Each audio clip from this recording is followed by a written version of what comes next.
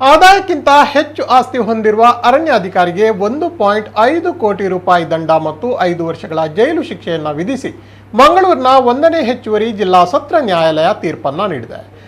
ಬೆಳ್ತಂಗಡಿ ಸಹ್ಯಾದ್ರಿ ವಲಯದ ವಲಯ ಅರಣ್ಯಾಧಿಕಾರಿ ಆರೋಪಿ ಎಸ್ ರಾಘವ ಪಾಟಾಳಿ ನ್ಯಾಯಾಲಯದಿಂದ ಶಿಕ್ಷೆಗೆ ಗುರಿಯಾಗಿರುವ ಆರೋಪಿಯಾಗಿದ್ದಾರೆ.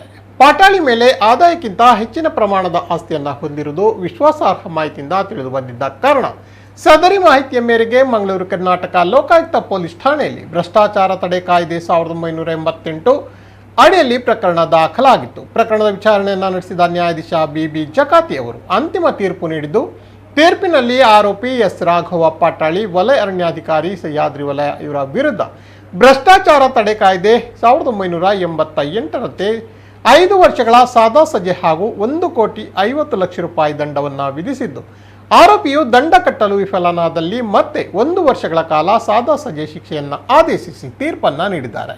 2011ರಲ್ಲಿ ಈ ಪ್ರಕರಣ ನಡೆದಿದ್ದು, ಅಂದಿನ ಲೋಕಾಯುಕ್ತ ಇನ್ಸ್ಪೆಕ್ಟರ್ ಉದಯ್ ಎಂ ನಾಯಕ್ ಬೆಳ್ತಂಗಡಿ ಪಾಟಾಳಿ ಕಚೇರಿ ಮತ್ತು ಮಂಗಳೂರು ಧೈರ್ಯಬೈಲು ಕೊಂಚಾಡಿಯ ಮನೆಗೆ ದಾಳಿಯನ್ನು ನಡೆಸಿ ಪ್ರಕರಣವನ್ನು ದಾಖಲು ಮಾಡಿದ್ದರು. ಲೋಕಾಯುಕ್ತ DYSP ವಿಠಲ್ ದಾಸ್ ಪೈ ಪ್ರಕರಣದ ತನಿಖೆಯನ್ನು ನಡೆಸಿ ನ್ಯಾಯಾಲಯಕ್ಕೆ ದೋಷಾರೋಪಣಾ ಪಟ್ಟಿಯನ್ನು ಸಲ್ಲಿಸಿದರು. ರವೀಂದ್ರ ಮಾಣಿಪಾಡಿಯವರು ಲೋಕಾಯುಕ್ತದ ವಿಶೇಷ ಅಭಿಯೋಜಕರಾಗಿ ನ್ಯಾಯಾಲಯದಲ್ಲಿ ವಾದವನ್ನು ಮಂಡಿಸಿದರು.